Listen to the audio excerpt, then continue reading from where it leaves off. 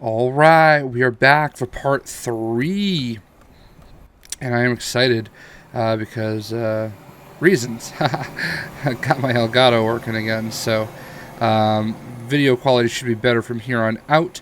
Anyway, let's go ahead and get started with part 3. We're going to get into the troopers. Right here with number 1, we have the Snowtrooper officer. This is the officer of the Snowtroopers. It's pretty straightforward, I would say. He can do all the cold stuff and, first order missions and command troops. Over here we have the classic Snowtrooper. You have to unlock him with Carbonite, shoots Lego targets, and can go into cold areas. Our next trooper we have is the regular First Order Stormtrooper. He's got a grapple hook, and he's got a gun. Stormy's got a gun.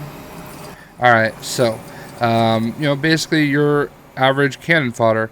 It's what they are, I mean, let's be honest. The next Stormtrooper is the Aerobic Stormtrooper. Yeah, he's got a fanny pack. That's all you gotta know. So, next up we have the Stormtrooper Specialist, who has a pylon on his shoulder. He also has a grappling hook. Really just the only thing that differentiates him is the fact that, he's got that extra little shoulder pauldron. I think pauldron, not pylon. Pauldron's the term I'm looking for. Our next trooper is the Stormtrooper Classic. This is the OG original Stormtrooper, and they cannot shoot for anything, even holding the barrel of the gun. They've got a grapple hook. Black hands. Let's go ahead and pull up a regular Stormtrooper. Compare them both side by side. It's a nice little upgrade to the newer one. I mean, I know originally people were like, what's up with that? But I like it. So there you go. A little bit smoother and more high tech. So there you go. There is the OG original Stormtrooper. Next up we have the Stormtrooper Combat Engineer. Another pauldron on his shoulder. Different color. He has a grappling hook as well. Stormtroopers are meant to be, kind of army builders. First order missions, first order terminals, grapple. You have the heavy Stormtrooper. Now this one's pretty important. Look, he's got all those, yeah, there you go. I actually have a Sideshow Hot Toys figure of this in particular Stormtrooper. They were from Jakku, basically, but he's got the all the extra ammo on his pack, and he carries the heavy machine gun. This is gonna knock down gold stuff, so it'll break gold in items. So then you have the Stormtrooper Hot Tub. Alright, well, it's a Lego game, so they're going to do some goofy stuff. Next up, we have the Stormtrooper Sergeant with the black pauldron, and it is going to destroy Lego objects, silver Lego objects, first order missions, and you can command troops. So as you can see, thermal detonator will chuck a duck and kabooey. So there you go. That is the first, the Stormtrooper Sergeant. Next on the list, we have Sudswater Dilifay Galon. And he has, I think this is part of the Maz Kanata band, basically. Looks like he's got a musical instrument, and he's going to attack with it. So, there is that. Goes through small vents and stuff like that. Hatches. Taryish Jaden. Scavenger missions, scan for hidden objects, and has a staff, 4 sockets. Clearly this is a Jakku character. As a matter of fact, clearly a Jakku character. That could not have worked out any better. I did not plan it, but there you go.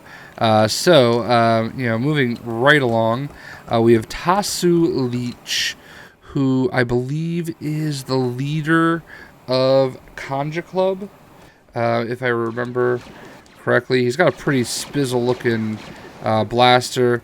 He's got the grappling hook. So Tasu Leech. Got a pretty sick little facial hair thing going on too.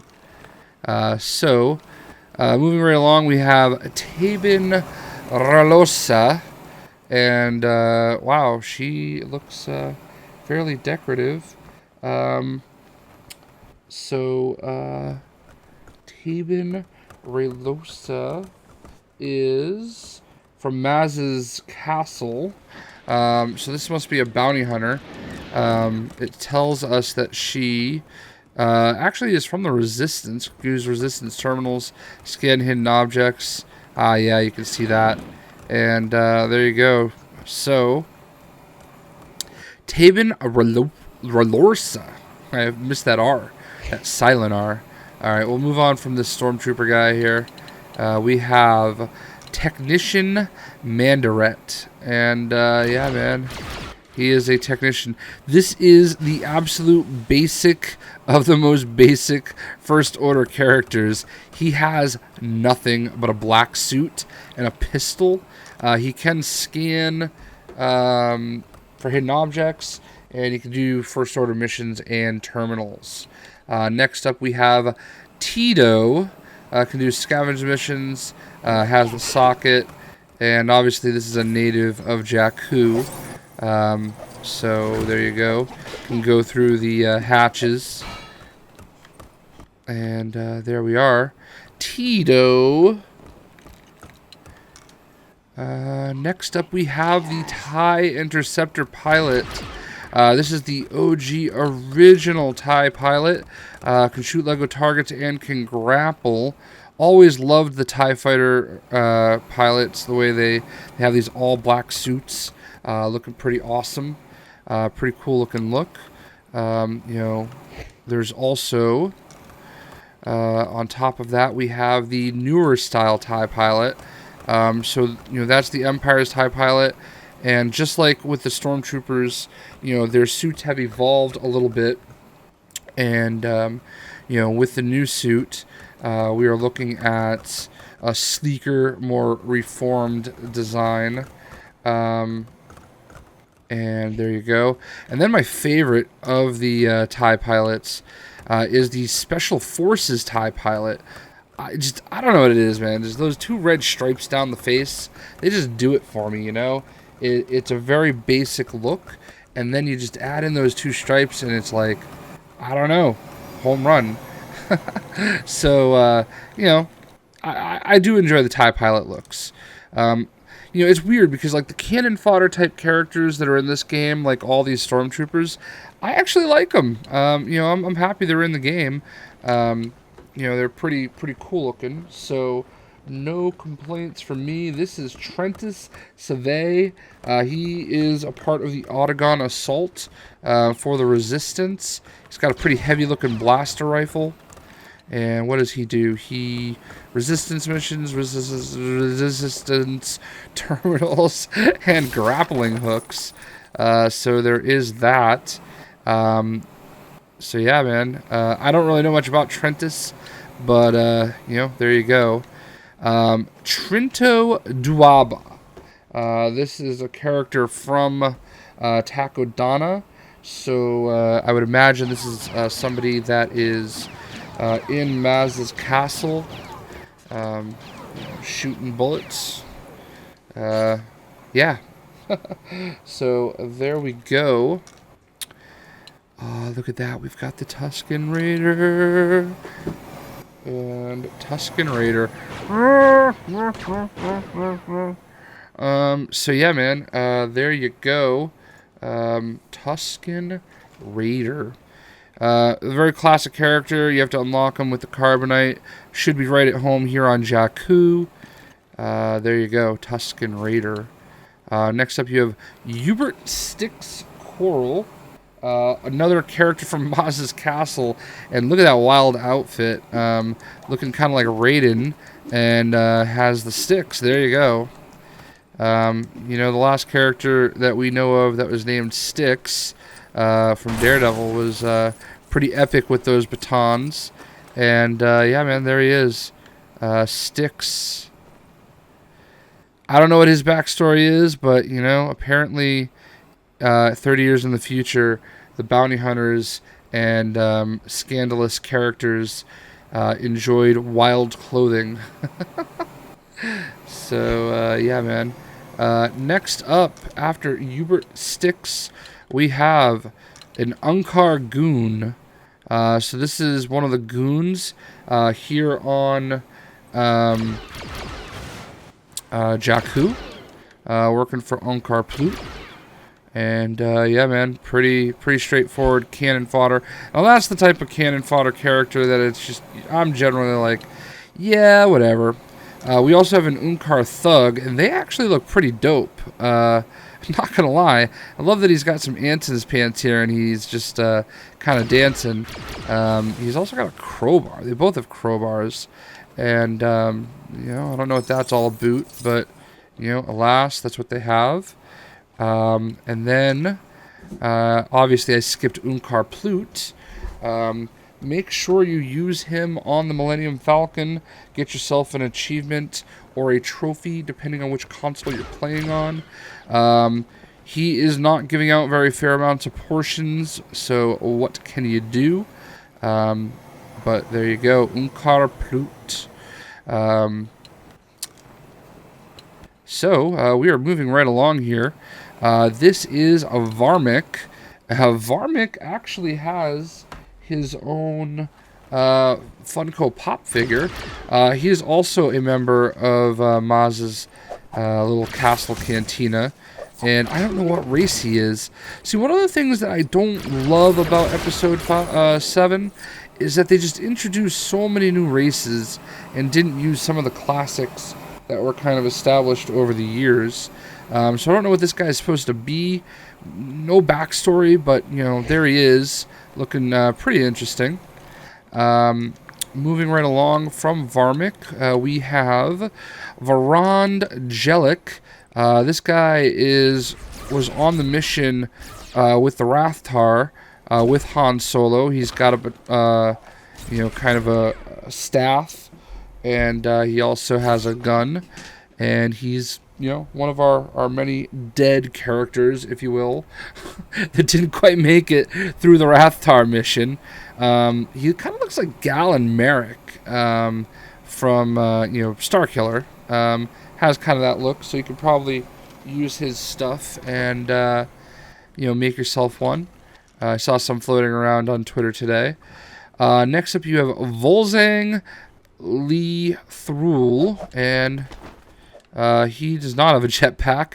Looks like he wants to be a Ghostbuster. But he is also part of the... Oh, that's a jetpack. Or a flamethrower. There you go. Makes way more sense. He is part of Maz's little castle crew. I don't remember seeing him in the movie, but he was there. So, these are... I just don't know if they're...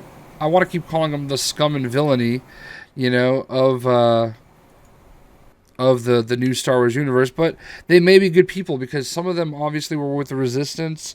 I don't know. I don't know what to make of them, but he has an interesting name, as most of these do. They tried really, really hard on the names in this game. Volzang Lee Thrall. I don't know which pronunciation it is. Next up, we have the Wampa. And he looks very out of place here on Jakku. But you unlock him as part of the Poe to the Rescue mission. That's right. Because Poe basically unleashes a bunch of captive animals, including the Rancor. And there you go, the Wampa.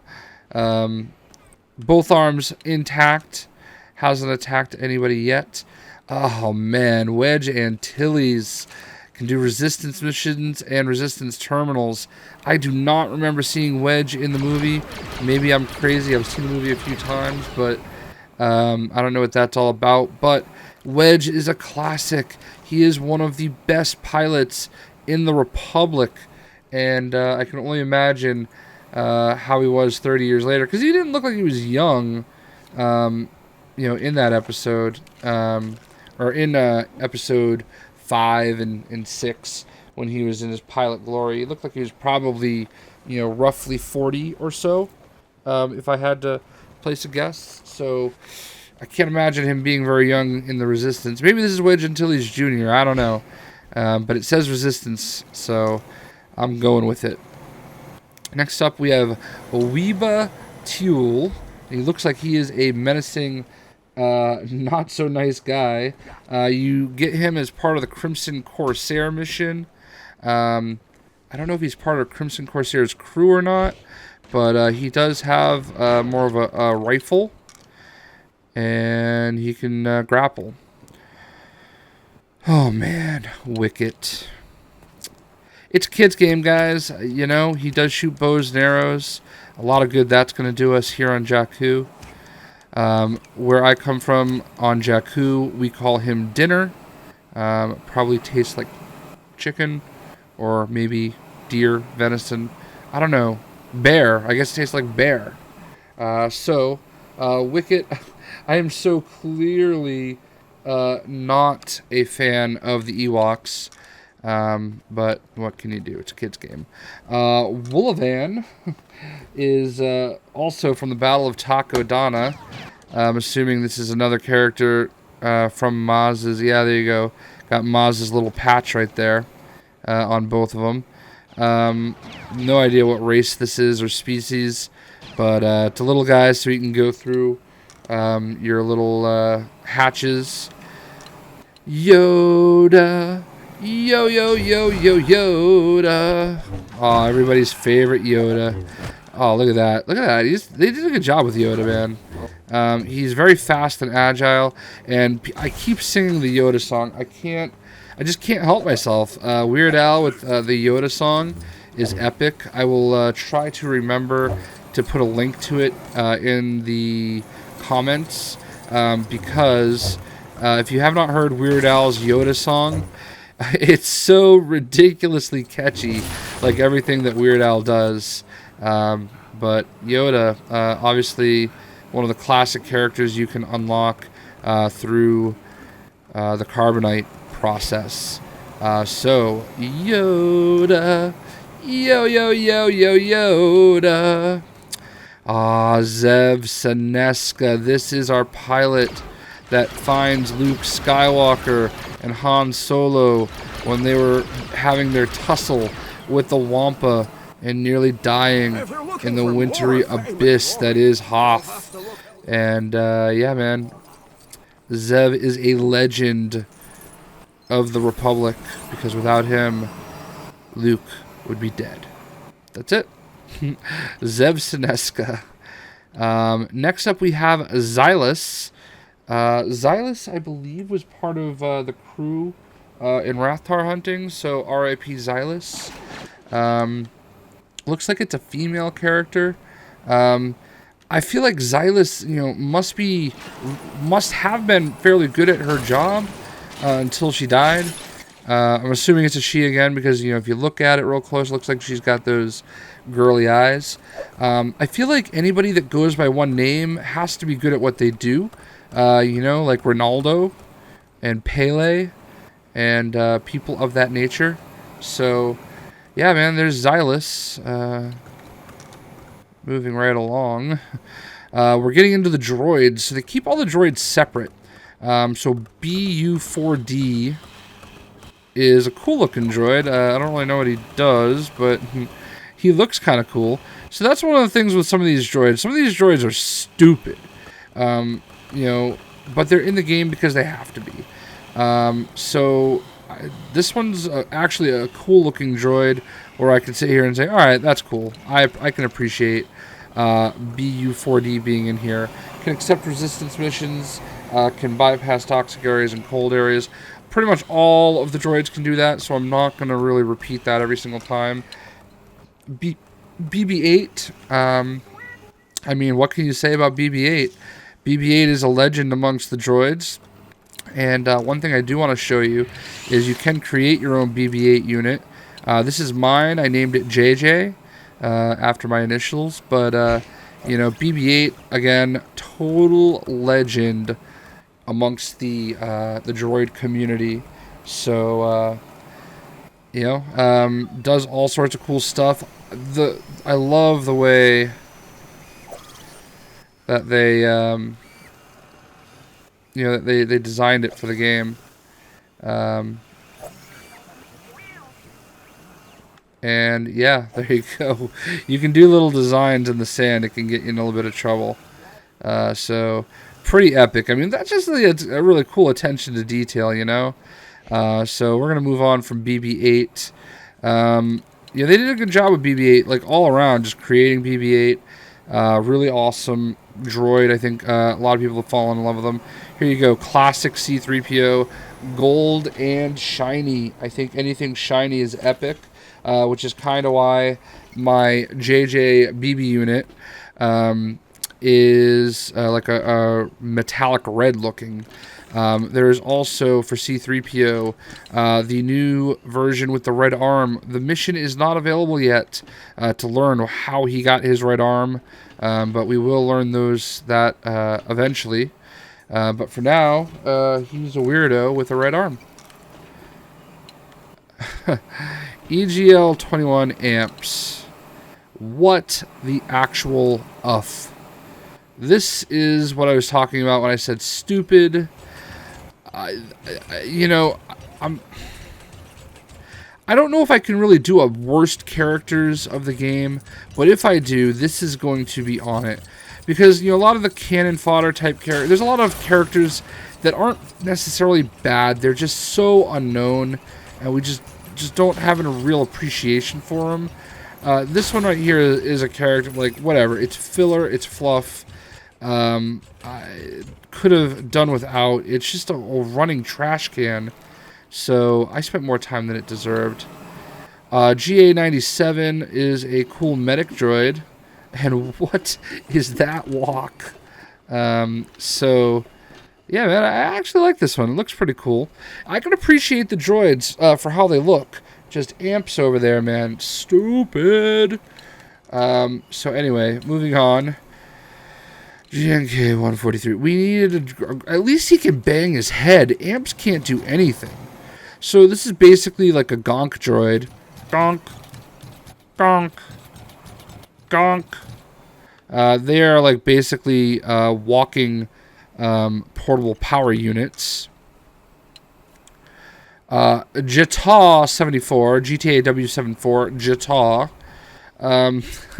Again, not a character I'm going to use very often, but I can appreciate what went into it. I mean, it's definitely a cool looking character. You know, a lot of the droids, again, not super useful, but if they look cool, this kind of reminds me of the little Nintendo guy. I can't remember what he was called, but back in the old school NES days, they had like a little robot that you could play with. I never had it myself, but my grandmother did. My grandmother's house, we had an NES there for all the grandkids to play, and they had the robot. I just never got it. I got the power pad, personally. So, next up is Hurid 327. Pretty awesome looking droid. This is one of the droids we saw walking around at Maz's place when they were walking in.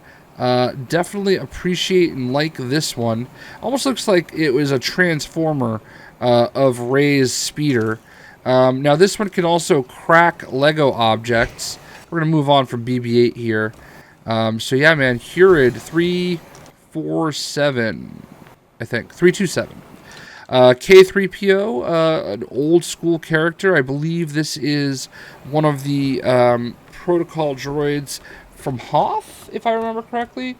They might have used it moving forward in other applications, but if memory serves me correctly, this was from Hoth. I may be wrong, but I'm not going to look it up. So that's K3PO. Next up, we have M9G8. It's a resistance droid. It's an Astromech. I don't remember where this guy's from. But you know, as astromechs go, a really cool looking guy. I love astromech droids. So I used to actually have a collection of a ton of Hasbro Astromechs.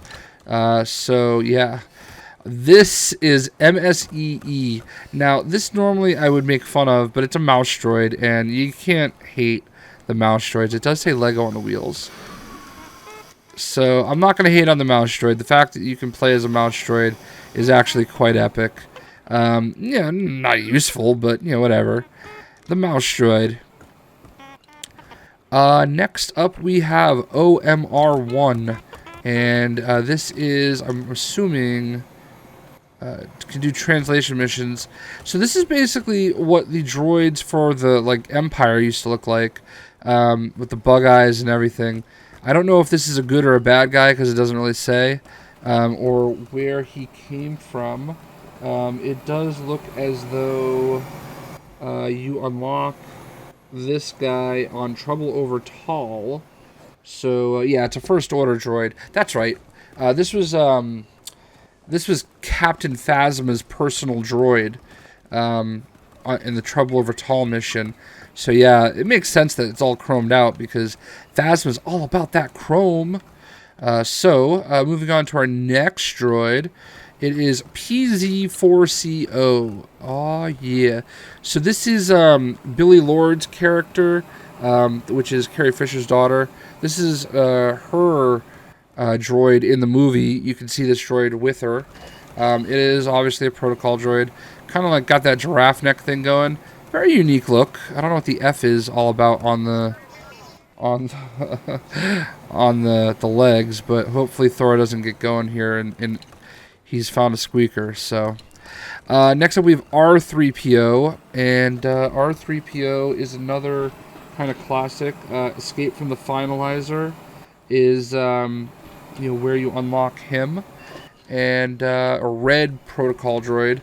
Pretty sure R3PO has been around for a while, but I just I don't remember the exact history of him, but I feel like I've seen him before in other Empire style movies. And then of course there's R2D2, the king of the Astromechs. And I'm not gonna lie, R2D2 has been extremely popular over the years, but he's met his match with BB-8. BB-8, I was not sure that BB-8 was going to become as popular as BB-8 has, but I think people have just absolutely fallen in love, with,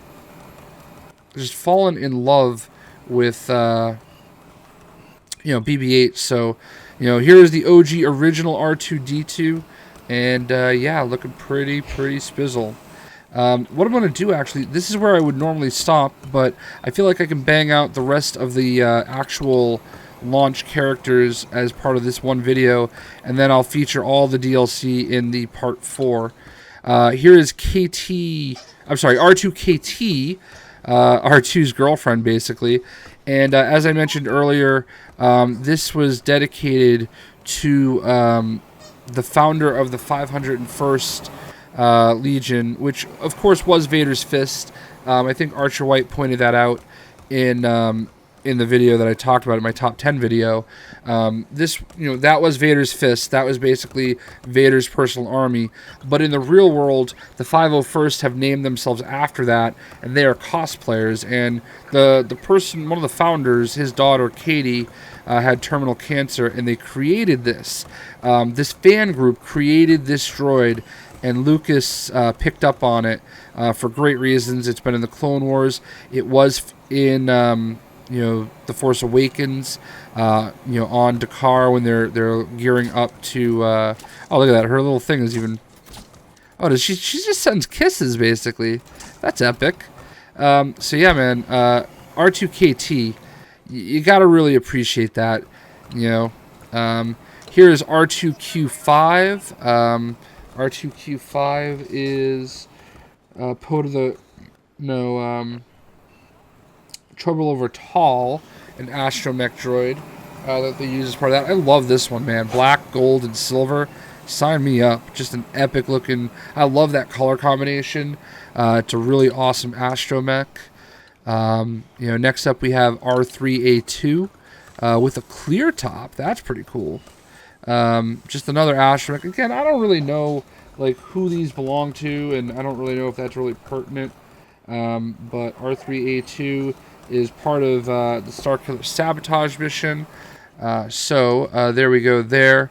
Next up we have R5D8. I believe this is the droid that Uncle Owen purchased, and actually Luke had to bring back on that fateful day where they found R2D2.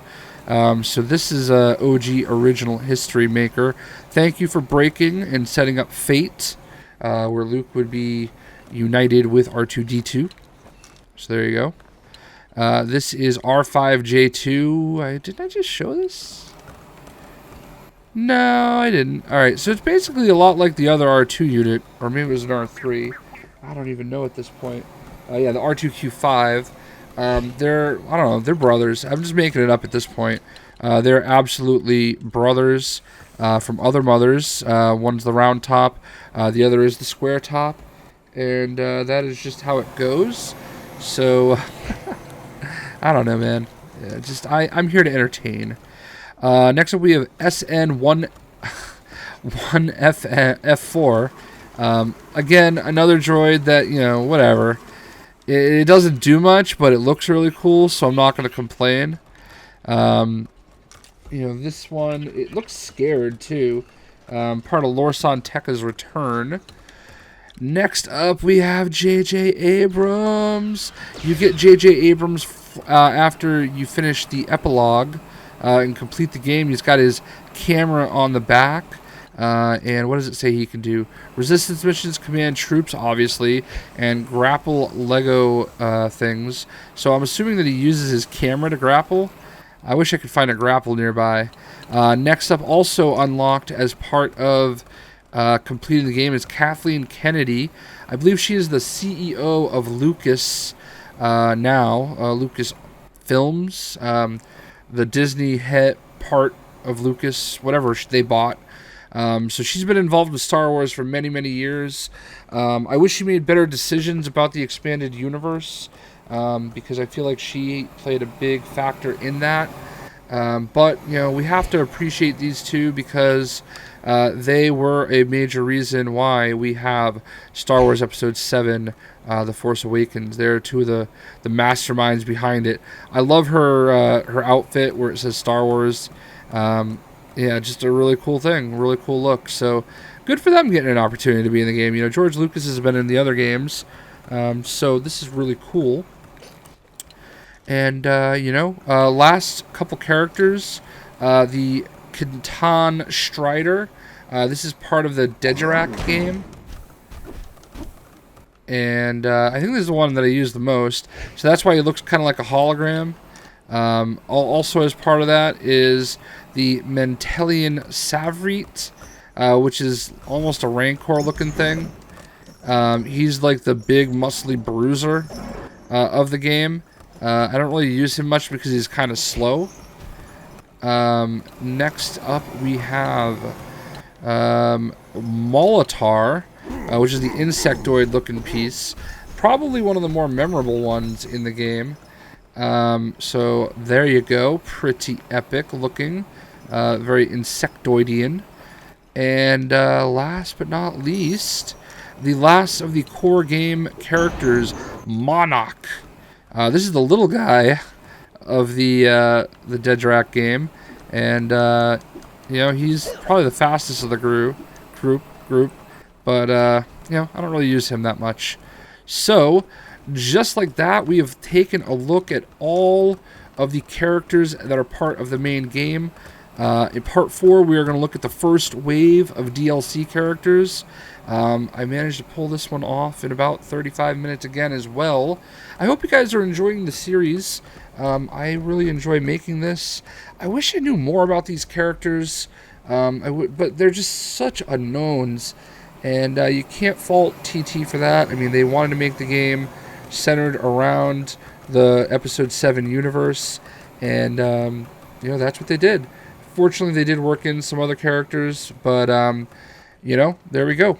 So with part 4, we're going to look at all of the 4 DLC packs that are available, and I hope you guys have enjoyed the series. I hope you enjoyed this video in particularly, And with that, we are going to skedaddle. Leave a like and all that stuff, and tell your friends. We'll see ya.